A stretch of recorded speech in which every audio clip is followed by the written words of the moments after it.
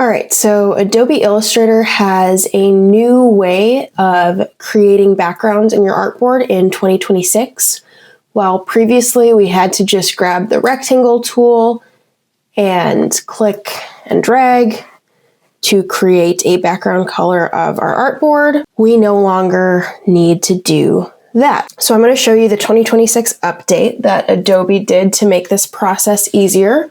So if you grab your artboard tool and have the artboard selected and go to Properties, under Fill, you will see some options here. You can choose white, black, or other, and then the color picker pops up and you can choose a color.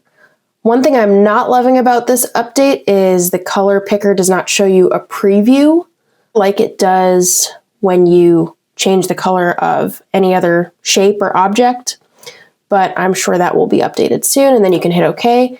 And now you have changed the color of your artboard without actually adding any objects to your layers panel. This can also be done when you are creating a new document in Adobe Illustrator.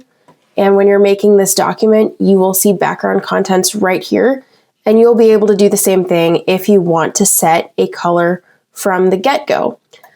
I think this is a really good update. I never loved having to make a shape to change the background color. So let me know in the comments if you think you're going to plan on using this, or if you're going to stick to the older method of grabbing the shape tool and making a shape for your background. Thank you for watching, and don't forget to like and subscribe.